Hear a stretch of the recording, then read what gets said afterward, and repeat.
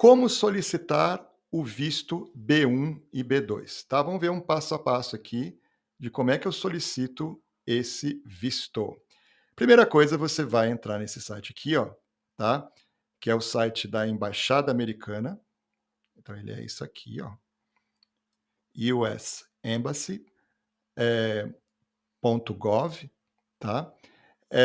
E aí, naturalmente, que tem a versão em português aqui, que é sempre melhor, né? Mesmo que a gente saiba o inglês, se você souber bem o inglês, entra na versão em português para não ter nenhum mal entendido, tá? Então você vai entrar nesse site aqui e vai procurar o preenchimento, onde você preenche esse DS 160, que é um formulário. Tá, você tem que fazer um pedido para o governo, preenche lá um formulário com seus dados, tá? Vai ter muita informação sobre você vai ter que preencher tudo com honestidade, bem claramente o que está sendo perguntado, ler com calma tudo ali, né? E vai ter um momento que você vai escolher qual é a embaixada, no caso seria de Brasília, que a embaixada fica em Brasília, ou qualquer dos consulados onde você quer fazer a entrevista. Então, pode ser Brasília, que é onde fica a embaixada, e pode ser São Paulo, Rio de Janeiro, Recife, Porto Alegre, que são os consulados. Você vai escolher, mesmo que você more perto de um, você pode escolher o outro. A princípio, isso não tem problema. Como é que funciona a questão seguinte, que é o pagamento da taxa de visto? Taxa não é a taxa MRV. Essa taxa, ela, em geral, né, ela dura um tempo esse valor aqui, fica lá uns anos com o mesmo valor, mas muda. Pode ser que no momento que você está vendo esse vídeo, já mudou esse valor, tá? No momento em que estamos fazendo, o valor é de US$ 185, ok? Confirme sempre no site oficial aí do governo americano. Bom, se bem que na hora lá do formulário vai aparecer o valor e você vai ter que pagar o valor que estiver lá, né? Você pode já fazer o pagamento online, logo depois aí que você preencheu o formulário, ou você pode também pagar num banco, pegar um boleto, depois pagar, tá? Obviamente que é melhor já tentar pagar online, porque daí você já pode passar para a terceira etapa aqui, que é agendar a sua entrevista, tá? Porque não adianta preencher um formulário, vai ter que fazer a entrevista. E aí nós temos duas etapas aqui nessa entrevista, tá? A primeira, não chega a ser uma entrevista propriamente dita, né? Que você vai ter que marcar um horário para coletar dados biométricos. Vai tirar foto, vai fazer lá os dados do seu dedinho, passar o dedinho ali, né? Chama fingerprints, né, aqui nos Estados Unidos.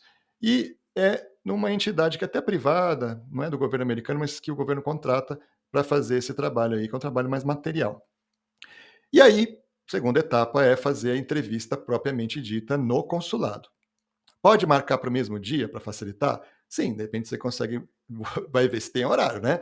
Vai aparecer para você os horários. De repente você coloca lá que você quer fazer o dado biométrico às 8 da manhã e que à 1 da tarde você vai fazer a entrevista. Com certeza vai dar tempo, né? Mas tem gente que quer apertar muito, pode complicar, pode atrasar lá o dado biométrico, aí como é que você faz?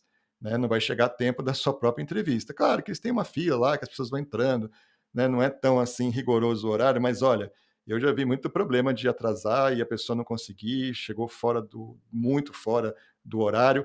Então, na dúvida, faz com cuidado, marca a primeira, se for no mesmo dia, com antecedência boa da segunda para dar tempo, ok? Mas pode ser no dia anterior, esses dados biométricos, no dia seguinte, a parte do consulado, aí você vê o melhor agendamento para você. Qual é a documentação necessária, tá?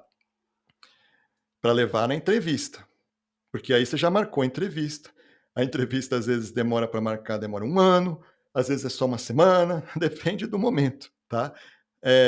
Mas vamos pensar que você marcou a entrevista aí para daqui a 10 dias, tá? Daqui a 10, daqui a 15 dias. Você vai ter que levar o quê no dia? Essa é a pergunta que eu estou fazendo aqui. Claro, você precisa de um passaporte, né? Como é que a pessoa vai viajar sem um passaporte? Passaporte válido, você já está expirado, também não vai adiantar nada, tá? Você precisa da confirmação que você fez o formulário. Então, tem lá você imprime, quando você termina o formulário, tem lá uma página dizendo que está confirmado. Você imprime aquela página. Você também precisa do comprovante do pagamento da taxa. Você imprime aquilo, né, para levar.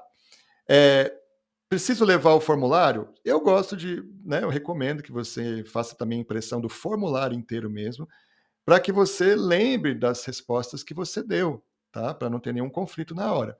tá? Então você pode levar também. Não é obrigatório, mas é recomendável levar o formulário inteiro que você preencheu. Aí você, naturalmente, tem que provar laços com o Brasil, lembra disso? Tá? Aquela coisa do vínculo, ok? O que, que eu tenho aqui para provar laços? Então aqui eu tenho o emprego. Se você tem emprego, é bom demais.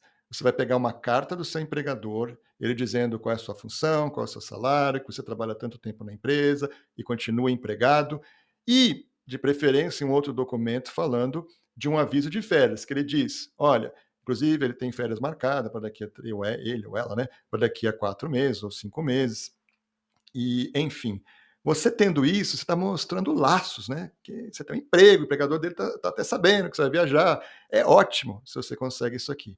Ah, mas eu tenho a minha própria empresa. Ok, então você leva o contrato social, leva o cartão do CNPJ para mostrar que a empresa está ativa e leva notas fiscais recentes da própria empresa, porque às vezes a empresa está ativa no papel, mas não está na prática. E as notas fiscais recentes comprovam que você tem uma companhia. Se você tem uma companhia, você não vai também ficar nos Estados Unidos, né? Você tem vínculos com o Brasil. Você pega contratos de longo prazo, tá? Às vezes tem um profissional liberal, ou alguém que não está muito formalizado, mas tem um contrato que está para construir uma casa de alguém, ou tem um contrato de consultoria. Tudo isso ajuda também nos vínculos. Se você tem crianças, né, você pega a declaração de que elas estão matriculadas em escolas, declaração em escola, a escola faz isso aí tranquilamente. Ou cursos que você faz, ou faculdades que você faz, declaração que está matriculado, matrícula ativa. Tá? Você tem imóveis, escrituras de imóveis mostram vínculo, é uma coisa sólida ter um imóvel, assim como também veículos, menos sólida que imóvel, mas conta, financiamentos, coisas que você tem que pagar. Depois eu vou falar mais sobre isso, mas essa é uma prévia aqui de provas de laços, né, de vínculos com o Brasil. E quanto à questão financeira, claro, imposto de renda vai mostrar mais ou menos a sua capacidade financeira, extratos bancários com entradas recorrentes de dinheiro, né? Às vezes até uma pessoa que trabalha informal consegue o visto, eu vou falar mais na frente como isso pode acontecer, mas tem que mostrar nos extratos bancários a entrada recorrente de dinheiro. E se você, né, é empregado, olerite, né, também mostra que de repente você não tem tanto dinheiro guardado, mas tem um salário bom, né? E diz: olha, tem um salário bom, eu tenho um cartão de crédito com um limite de tanto, então dá para eu viajar com tranquilidade. Né? E claro, você vai falar que é uma viagem muito comprida, talvez ele questione, mas é uma viagem curta, cara, eu quero passar uma semana, 10 dias nos Estados Unidos, já fiz as contas, eu devo gastar mais ou menos isso, então eu tenho condições sem problemas.